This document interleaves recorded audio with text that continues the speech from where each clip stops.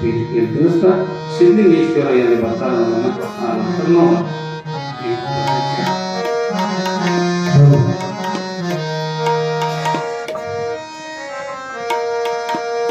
ಬಡವನ ಮಗಳಾದರೂ ಕಣ್ಣೀರು ಸುರಿಸಬಾರದು, ಹೆಣ್ಣು ಹಳೆದ ತಾಯಿ ತಂದೆಗೆ ಎಂದು ಬೈಯಬಾರದು.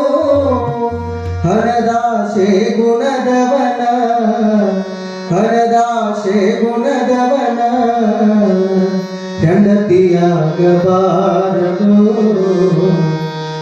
ಬಡತನದ ಮನೆಯೊಳಗ ಹುಟ್ಟಬಾರದು, ಬಡತನದ ಮನೆಯೊಳಗ ಹುಟ್ಟಬಾರದು. ಹಡೆದ ತಪ್ಪಿಗಾಗಿ ತಂದೆ, ಹಡೆದ ತಪ್ಪಿಗಾಗಿ ತಾಯಿ ಕಣ್ಣೀರು ಸುರಿಸಬಾರದು. ಬಡತನದ ಮನೆಯೊಳಗ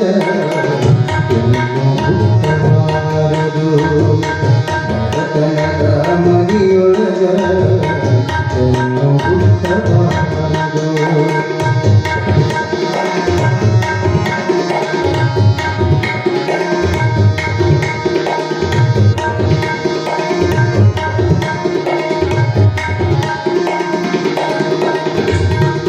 ಕರುಣೆಯದ ಅತ್ತೆಯ ಮನೆಯ ಸೊಸೆಯಾಗಬಾರದು, ಕರುಣೆಯಿಲ್ಲದ ಅತ್ತೆಯ ಮನೆಯ ಸೊಸೆಯಾಗಬಾರದು. ಅಪ್ಪಿಕೊಂಡು ನಡೆಯುವ ಅತ್ತೆಯ ಸೇವೆ ಮರೆಯಬಾರದು. ಹಡೆದ ತಾಯಿ ತಂದೆಗೆ, ಹಡೆದ ತಾಯಿ ತಂದೆಗೆ ಕೆಟ್ಟ ಹೆಸರು ಬರಬಾರದು. ಬಡತನದ ಮನೆಯೊಳಗ ಹುಟ್ಟಬಾರದು, ಬಡತನದ ಮನೆಯೊಳಗ ಹುಟ್ಟಬಾರದು.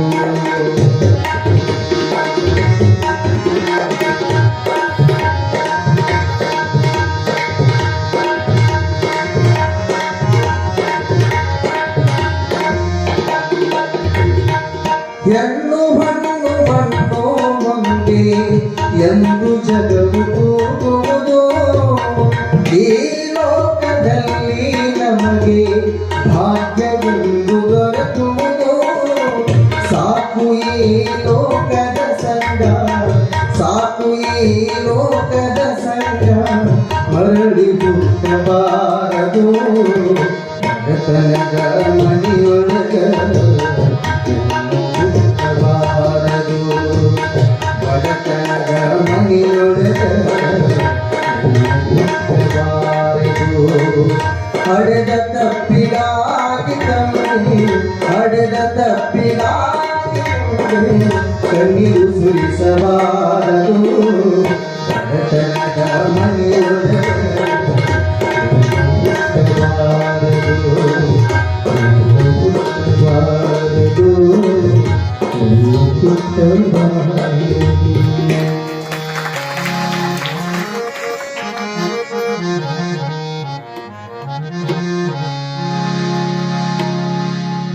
ಗುರುತರದ ಬೇಸಿಗೆಯೊಳಗೆ ಮೃಗಂಗಳನ್ನಾಡೆ ತರಹರಿಸಲಾರನು. ಅದ ಕಂಗಳ ನರೆಸಿ ಗಣೋತ್ಕರವ ಬಯಲೋ ದೊರೆಗಳ ಕಂಡು ಪರಿಪರಿಯ ಭ್ರಾಂತಿಯಿಂದ ತೊಳತು.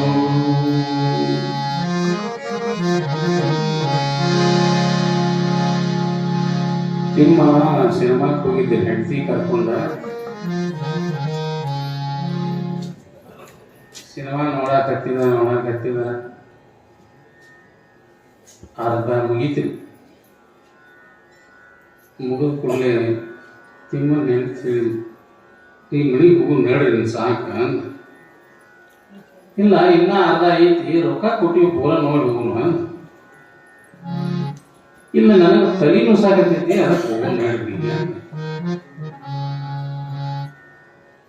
ಅನುಕೂಲ ಅವ ಅಂದ.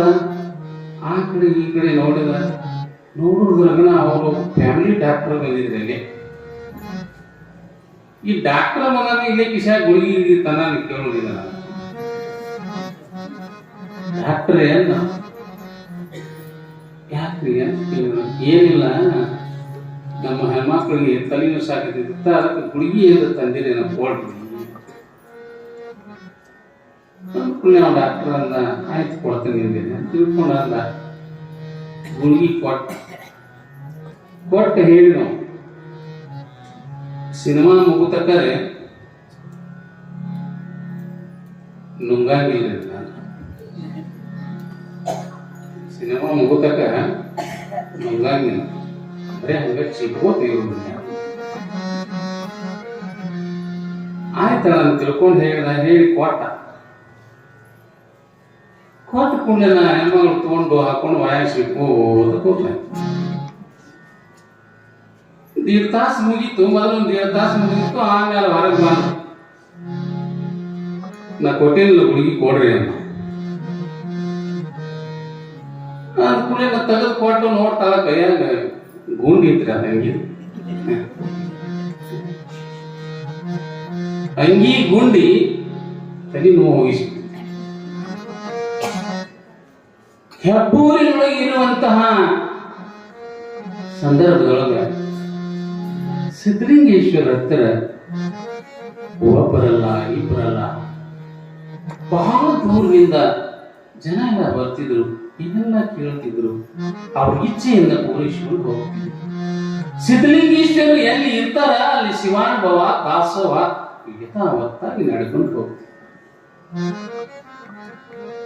ಆ ಊರಿಗೆ ಬರೋದ್ರೊಳಗನ ಏಪ್ರಿಲ್ ಮೇ ಬಿಸಿಲ ಸಾಕಷ್ಟು ಬಿಸಿಲಿನ ಬೇಗಿಯೊಳಗ ಸುಮಾರು ಆ ಕಡೆ ಈ ಕಡೆ ನೋಡೋದ್ರಾಗ ಜಲಚರಗಳೆಲ್ಲ ಒಂದೇ ಸಾವಣಿ ನೀರಿಲ್ಲಿಕ್ಕಾಗಿ ಬೆಳಬೆದನೆ ಬೆಳೆದು ಸಾಗಿ ಅಷ್ಟ ಅಲ್ಲ ಒಬ್ಬಳ ತೋಟದೊಳಗ ಬಹಳ ಚಂದ ಕಬ್ಬು ಬೆಳೆದು ನಿಂತಿತ್ತು ಆ ನೀರು ಹೋಗಿ ಕಬ್ಬೆಲ್ಲ ಸಿದ್ಧಲಿಂಗೇಶ್ವರ ಬೇಡವರಿಗೆ ಬೇಡತನ್ನ ಕೊಟ್ಟಾನ ನನಗೆ ನೀರನ್ನು ಕೊಡಂಗಿಲ್ಲ ಏನು ನನ್ನ ಬಾವಿಯೊಳಗೆ ನೀರು ಹೋಗಿ ಬಿಟ್ಟದ ಕಬ್ಬೆಲ್ಲ ಒಣಗಿ ನಿಂತದ ಆ ಅಪ್ಪನಿಗೆ ಹೋಗಿ ಕೇಳೋಣ ಅಂತ ತಿಳ್ಕೊಂಡ ಸಿದ್ಧಲಿಂಗೇಶ್ವರರು ಎಲ್ಲಿ ಇದ್ದರಲ್ಲ ಆ ಮನೆಗೆ ಅಲ್ಲಿಂದ ಅಲ್ಲಿ ಹೋಗಿ ಸಿದ್ಧಲಿಂಗೇಶ್ವರಿಗೆ ಹೋಗಿ ಅಪ್ಪ ಅಡವಿ ಒಳಗ ಎಲ್ಲಿ ನೋಡಿದಲ್ಲೆಲ್ಲ ಗುಬ್ಬಿ ಪಕ್ಷಿ ಹಕ್ಕಿ ಪ್ರಾಣಿಗಳು ಕೂಡ ನೀರಿದ್ದಕ್ಕಾಗಿ ಪ್ರಾಣ ಬೆಳೆಯುತ್ತೆ ಅದಕ್ಕಾಗಿ ನಿನ್ನ ಕೃಪಾ ಆಯ್ತು ಅಂತಂದ್ರೆ ನನ್ನ ಬಾವಿಯೊಳಗಷ್ಟೇ ಅಲ್ಲ ಎಲ್ಲ ಕಡೆಗೂ ಕೂಡ ನೀರು ಸಮೃದ್ಧಿ ಸಿಗಬಹುದು ಅದಕ್ಕಾಗಿ ಆಶೀರ್ವಾದ ಮಾಡಬೇಕು ಅಂತ ಬೇಡಿಕೊಂಡ ಎಂಥ ಬಿಸಿಲಿತ್ತು ಅಂತಂದ್ರೆ ದರೆಯೆಲ್ಲ ಕಾಯ್ದು ಬಿಸಿ ಉಸಿರು ಬಿಡುತ್ತಿದೆ ನೀರು ಎಲ್ಲೆಡೆಯಲ್ಲಿ ಜಲವೇ ಜಲದಿಂದ ಹವೆ ಕಾಯ್ದು ಜಲಚರ ಪ್ರಾಣಿಗಳು ಬೆದನೆ ಬೆಂದು ಬೇಗುದಿ ಕೊಡುತ್ತಿವೆ ಬೇಗನೆ ಬಾರಯ್ಯ ತಂದೆ ನಿಗಮಾತೀತನೇ ಶ್ರೀ ಸಿದ್ದೇಶನೇ ನೆಲದಲ್ಲಿ ಜಲವಿಲ್ಲ ಜನರಿಗೆ ಒಳಿವಿಲ್ಲ ನೀರಿನ ಸೆಳೆದವರು ನಮಗೆ ಕೃಪೆದವರು ಜಯ ಜಯ ಸಿದ್ದೇಶ ಜಯ ಜಯ ಸಿದ್ದೇಶ ಕರುಣಾಕರ ಕೋಶ ಶ್ರೀ ಗುರು ಸಿದ್ದೇಶ ಜಯ ಜಯ ಯಾವಾಗ ಹೋಗಿ ತನ್ನ ಅಳಲನ್ನ ತೋಡಿಕೊಂಡ ಸಿದ್ಧಲಿಂಗೇಶ್ವರ ಕೃಪಾ ದೃಷ್ಟಿಯಿಂದ ನೋಡಿ ಹೋಗಪ್ಪ ಭಗವಂತ ಕರ್ಣಿಷ್ಠಾನೆ ಹೋಗುವಂತ ತಿಳ್ಕೊಂಡ ಅಂತ ಅಲ್ಲಿಂದ ಬಂದು ತನ್ನ ತೋಟಕ್ಕೆ ಅಲ್ಲಿಂದ ನೇರವಾಗಿ ಸಿದ್ಧಲಿಂಗೇಶ್ವರನ ಭಸ್ಮವನ್ನು ತಗೊಂಡು ಬಂದು ಅಲ್ಲಿ ಆ ಬಾವಿಯೊಳಗ ಹಾಕಿ ಒಂದಿಷ್ಟು ಏನತ್ತೆ ಅಗಿಲಿ ಕತ್ತಿದ್ದ ಆ ಅಗಿಯುವುದರೊಳಗನ ಅಲ್ಲಿ ಒಂದು ದೊಡ್ಡ ನೀರಿನ ಬುಗ್ಗಿ ಚಿಮ್ಮಿ ಆಗಿಂದಾಗ ಕೆಲವು ತಾಸುಗಳೊಳಗ ಆತನ ಬಾವಿಯನ್ನ ತುಂಬಿ ಬಿಟ್ಟು ಅಷ್ಟೇ ಅಲ್ಲ ಆ ನೀರ ಸಮೃದ್ಧಿ ಆದ ಕೂಡ ಎಲ್ಲಾ ಜನ ಅಲ್ಲಿ ಸಿದ್ಧಲಿಂಗೇಶ್ವರನ ಹತ್ತಿರ ಹೋಗಿ ಆಶೀರ್ವಾದವನ್ನು ಪಡ್ಕೊಂಡ್ರು ಅಂತ ಕಾಲದೊಳಗ ಬೇಸಿಗೆಯ ಕಾಲದೊಳಗ ಕೂಡ ಮಳೆಯನ್ನ ಸುರಿಸಿರುವಂತಹ ಮಹಾನುಭಾವ ಸಿಗಲಿಲ್ಲ. ಸಾಮಾನ್ಯವಾಗಿ ನಾನು ಕೂಡ ಬಹಳ ಪರೀಕ್ಷೆ ಮಾಡ್ತಿರ್ತೀನಿ. ಬೇಸಿಗೆ ಒಳಗ ನಾನು ಎಲ್ಲೇ ಇದನ್ನ ಸಾಮಾನ್ಯವಾಗಿ ಬಹಳ ಸರಿ ಈ ಪುರಾಣ ಹೇಳ್ಕೊಂತ ಬಂದೀನಿ. ಮಳೆಗಾಲ ಇಲ್ಲದ ಸಮಯದಾಗ ಕೂಡ ಯಾವಾಗ 15 ದಿವಸ ಹತ್ಲಿ 8 ದಿವಸ ಹತ್ಲಿ ಒಂದು 5 ಹನಿಯದ ಮಳೆ ಉದರಲೇಬೇಕು ಅಂತ ನನ್ನೊಂದು ಸಂಕಲ್ಪನೆ. ಒಮ್ಮೆ ಹೀಗೆ ಇತ್ತು. ಬಸವ ಜಯಂತಿ ಸಮಯದೊಳಗ ನಾನೊಂದು ಊರಿಗೆ ಹೋಗಿದ್ದೆ, ಅತನಿ ತಾಲೂಕದೊಳಗೆ. ಹೋದ ಸಂದರ್ಭದೊಳಗ 15 ದಿವಸ ಪ್ರವಚನ ಇತ್ತು. ನಡೆದ ಕಾಲದೊಳಗ ಏನಪ್ಪ ಸಿದ್ಧಲಿಂಗೇಶ್ವರದ ಒಂದು ನಿಯಮ ಐತಿ, ನಾನರೇ ಬಹಳ ಶ್ರದ್ಧೆ ಇಟ್ಕೊಂಡು ಯಾವತ್ತೂ ಕೇಳ್ಕೊಂತ ಬಂದೀನಿ. ಆದ್ರ ಪುರಾಣ ಮುಗಿತಾ ಬಂತು, ಒಂದು 5 ಹನಿಯರೇ ಮಳಿ ಉದರ್ಬೇಕಾಗಿತ್ತು. ಮಾಡಾಗ್ತದ ಹಾಗೆ ಅದ ಅಂತ ತಿಳ್ಕೊಂಡ ಹಿಂಗ ವಿಚಾರ ಮಾಡ್ಕೋತ ಇನ್ನೇನು ನಾಳಿನ ದಿನ ಮಂಗಲಿತ್ತು. ಸಾಯಂಕಾಲಕ್ಕ ಒಬ್ಬರ ಮನೆಗೆ 5 ಗಂಟೆಗೆ ಪೂಜೆಗೆ ಹೋಗಿದ್ದೆ ನಾನು. ಮಾಡನೆ ತುಂಬಿ ನಿಂತಿತ್ತು.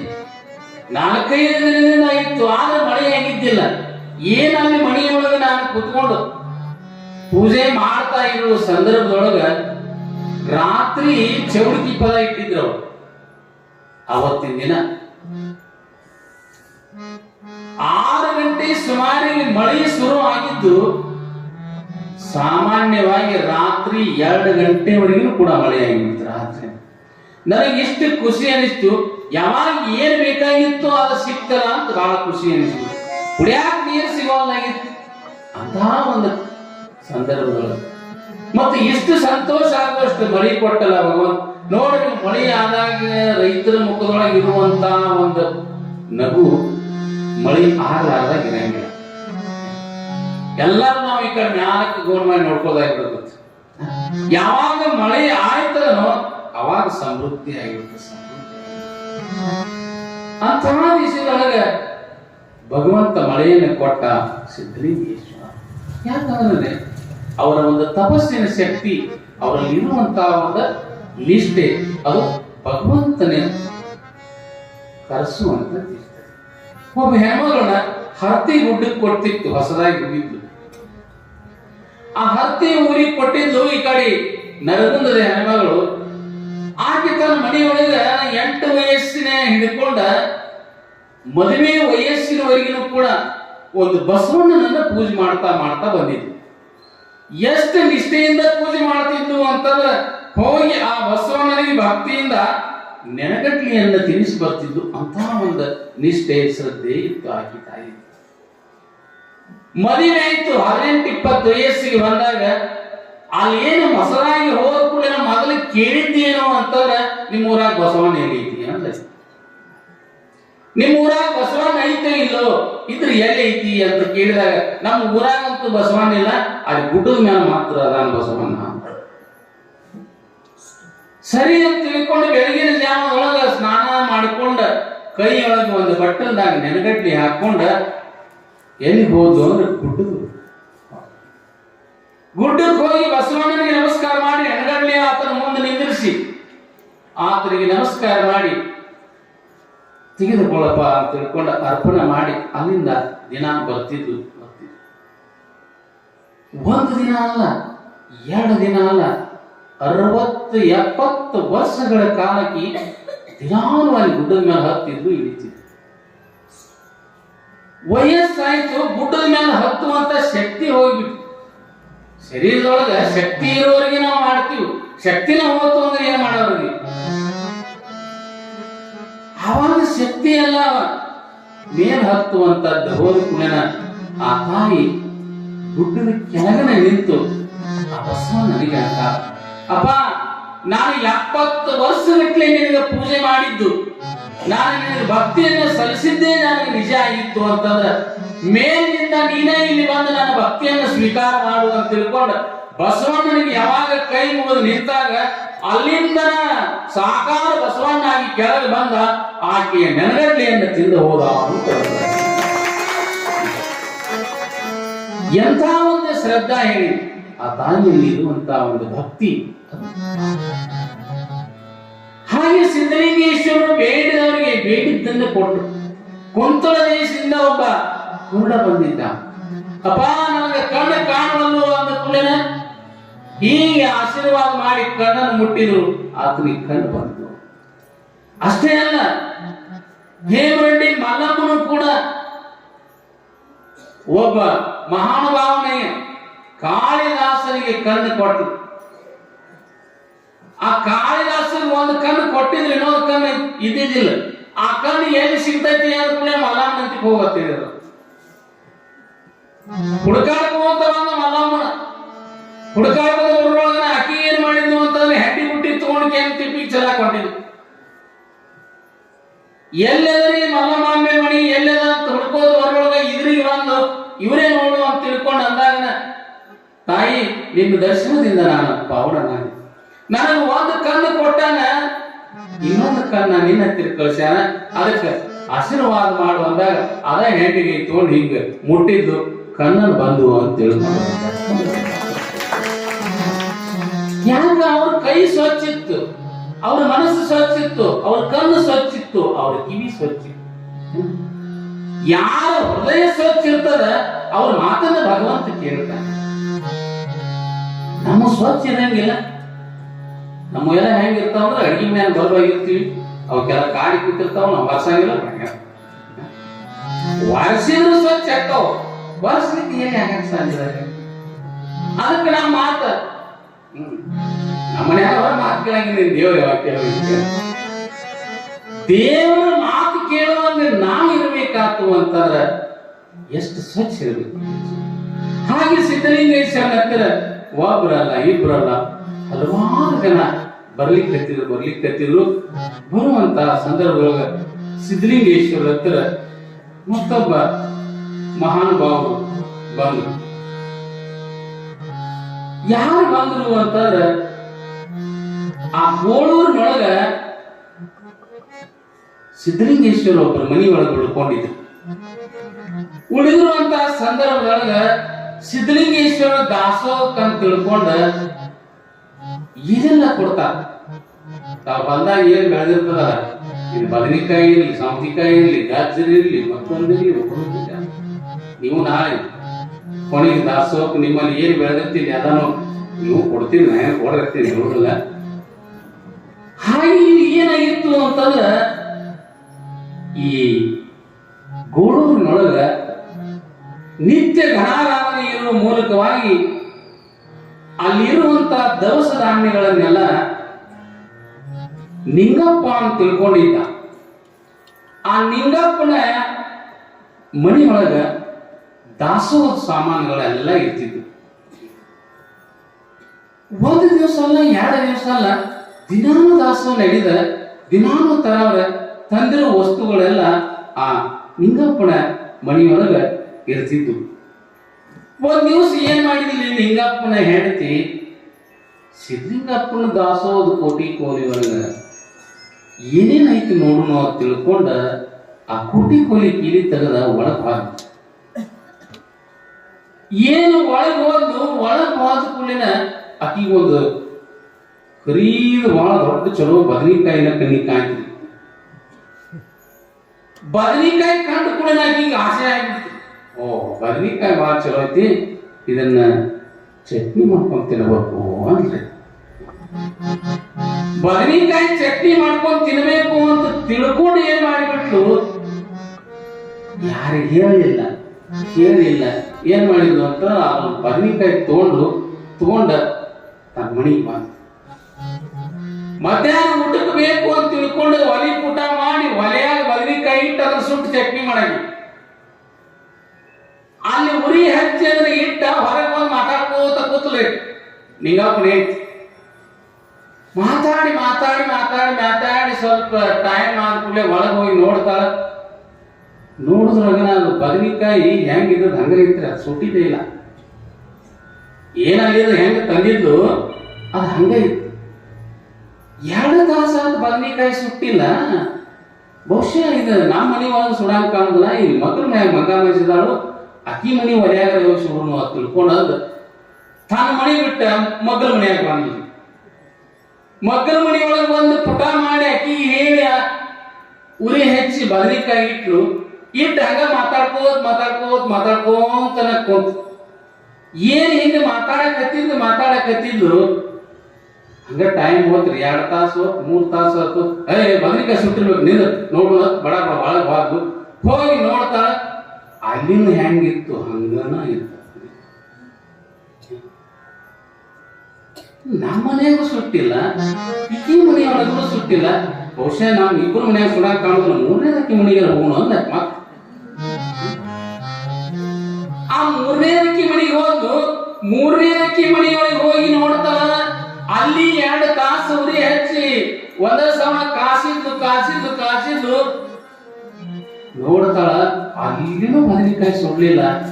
ಅವಾಗ ಹೇಳಿದ್ದು ಏನ್ ಹೇಳಿದ್ದು ಅಂತಂದ್ರ, ನಮ್ಮ ಮನೆಯೊಳಗೆ ಸುಟ್ಟಿಲ್ಲ, ಮಂಗಮ್ಮಜ್ಜಿ ಮನೆಯೊಳಗೆ ಸುಟ್ಟಿಲ್ಲ, ನಿಮ್ ಮನೆಯೊಳಗೆ ಸುಡ್ಲಿಲ್ಲ ಅಂತಂದ್ರ ಏನಿರ್ಬೇಕು ಅಂತ ಹಿಂಗ ವಿಚಾರ ಮಾಡಾಕತ್ತಿದ್ದು ಆ ಹೆಣ್ಮಗಳಂದು. ಇಲ್ಲ ಇದನ್ನ ಬದನೆಕಾಯಿ ಎಲ್ಲಿಂದ ತಂದಿ ಅಂತ. ಬದನೆಕಾಯಿ ಎಲ್ಲಿಂದ ತಂದಿ, ಯಾರ ಮನೆಯಾಗ ಸುಟ್ಟರು ಸುಡುವಂತ ಅಂತಂದ್ರೆ ಬದನೆಕಾಯಿ ಎಲ್ಲಿಂದ ತಂದಿ? ಸುಡದಿರುವಂತ ಬದನೆಕಾಯಿ ಪೊಡವಿಯೊಳಗುಂಟೆ, ಎಲ್ಲಿಂದ ತಂದೆವ್ವ ಮಾಯದ ಇದೆಂತ ಬದನೆಕಾಯಿ? ಸುಡದಿರುವಂತ ಬದನೆಕಾಯಿ ಪೊಡವಿಯೊಳಗುಂಟೆ, ಸುಡದಿರುವಂತ ಬದನೆಕಾಯಿ ಪೊಡವಿಯೊಳಗುಂಟೆ, ಎಲ್ಲಿಂದ ತಂದೆವ್ವ ಮಾಯದ ಇದೆಂತ ಬದನೆಕಾಯಿ? ಎಲ್ಲಿಂದ ತಂದೆವ್ವ ಇದೆಂತ ಬದನೆಕಾಯಿ? ಆವಲಿ ಒಲಿಯಲ್ಲ ಆದರು, ಆವಲಿ ಒಲಿಯಲ್ಲ ಆದರು ಏನೂ ಆಗಿಲ್ಲ.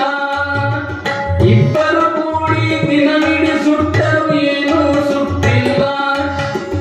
ಇಬ್ಬರು ಕೂಡಿ ದಿನವಿಡಿ ಸುಟ್ಟರು ಏನೂ ಸುಟ್ಟಿಲ್ಲ. ಇಬ್ಬರು ಕೂಡಿ ದಿನವಿಡಿ ಸುಟ್ಟರು ಏನೂ ಸುಟ್ಟಿಲ್ಲ. ಎಲ್ಲಿಂದ ತಂದೆವ್ವ ಮಾಯದ ಇದೆಂತ ಬದನೆಕಾಯಿ? ಎಲ್ಲಿಂದ ತಂದೆವ್ವ ಮಾಯದ ಇದೆಂತ ಬದನೆಕಾಯಿ? ಸುಡದಿರುವಂತ ಬದನೆಕಾಯಿ ಪೊಡವಿಯೊಳಗುಂಟೆ, ಸುಡದಿರುವಂತ ಜಗತ್ತಿನೊಳಗೆ ಸುಡಲಾರಂತ ಬದನೆಕಾಯಿ ಯಾವ್ದಾರ ಐತೇನು? ಇದನ್ನ ಎಲ್ಲಿಂದ ತಂದೆ ಹೇಳು ಅಂದ. ಇದನ್ನ ಎಲ್ಲಿಂದ ತಂದೆ ಹೇಳು ಅಂದ್ಮೇಲೆ ಯಾವಾಗಂದು ಇಲ್ಲ, ನಮ್ಮಲ್ಲಿ ಏನು ಸಿದ್ಧಲಿಂಗೇಶ್ವರ ಕೋಟಿ ಕೋಲೆ ಅದಲ್ಲ, ಆ ಕೋಟಿ ಕೋಲೆ ಅಂದ್ರೆ ಈ ಬದನೆಕಾಯಿ ತಂದ ಹೇಳ್ತಂದೆ ಹಂಗ ತಂದೆ ಅಂದ್ರೆ ನನಗಿಲ್ಲ. ಹೇಳ್ತಂದೆ ಹಂಗ ತಂದೆ ಅಂದ್ಮೇಲೆ ಇಲ್ಲ, ನನಗ ನೋಡಿದ ಕೂಡಲೇ ತಿನ್ನಂಗ ಆಸೆ ಅಂತ. ಅದಕ್ಕೆ ಹೇಳದ ತಂದು ನಿನ್ನ ಹುಚ್ಚಿ ಅದಕ್ಕೆ ಸುಟ್ಟಿಲ್ಲ ಹೋಗಲ್ಲ. ಹೇಳಲಾರ್ದ ತಂದೆ ಅಂತ ಸುಟ್ಟಿಲ್ಲ, ಹೋಗಲ್ಲ ತಗೊಂಡು ಸಿದ್ಧಲಿಂಗೇಶ್ವರಿಗೆ ಹೇಳಿ ಅವ್ರ ಮುಂದೆ ಆಶೀರ್ವಾದ ತಗೊಂಡ್ಬರ ಹೋದ್ ಅಲ್ಲಿಂದ ಒಂದು ತಾಟ್ನಾಗ ಇಟ್ಕೊಂಡು ಹೋಗಿ ಅಪ್ಪನ ಮುಂದೆ ಹೋಗಿ ಇಟ್ಟ, ಅಪ್ಪ ಹೇಳಾದ ನಾನು ಬದನೆಕಾಯಿ ತಗೊಂಡು ಹೋಗಿನಿ, ನನ್ನ ತಪ್ಪಾಗೈತಿ, ಕ್ಷಮ ಮಾಡಿದ ಆಶೀರ್ವಾದ ಮಾಡಿಪ್ಪ. ಆಯ್ತು ಹೋಗಂತ ತಿಳ್ಕೊಂಡಂದ್ರು ಸಿದ್ಧಲಿಂಗೇಶ್ವರ. ಮನೆಗೆ ಬಂದ ಒಲಿಯೊಳಗೆ ಹಾಕಿ ಸುಡ್ತಾಳ, ಕ್ಷಣಾರ್ಥದೊಳಗಿನ ಸುಟ್ಟ ಆಗಿದ್ದಾಗ ಕರ್ಕಾಯಿ ಬಿಟ್ಟು ಪಲ್ಯ ಮಾಡ್ಕೊಂಡ್ತೀನಿ. ನಾನು ಮೆನ್ನಿಗೆರೆ ಪ್ರವಚನ ಮಾಡೋ ಕಾಲಕ್ಕೆ ನಮ್ಮ ಮಠದಾಗ ಏನಾಗಿತ್ತಂದ್ರಿ, ಯಾರೋ ಶೇಂಗಾ ಕೊಟ್ಟಿದ್ರು. ಅವ ಬೈಲಿದ್ರಲ್ಲ, ಯಾರಿಗೆ ಹೇಳಾರ ತಗೊಂಡು ಹೋಗ್ಬಿಟ್ಟಿದ್ದ, ಹೇಳಾರ ತಗೊಂಡು ಹೋಗ್ಬಿಟ್ಟಿದ್ದ. ಅವ ಏನು ತಗೊಂಡು ಹೋಗ್ಯಾನ, ಕೈಯಾಗಿ ಚಟ್ನಿ ಇಟ್ಟಿದ್ದ.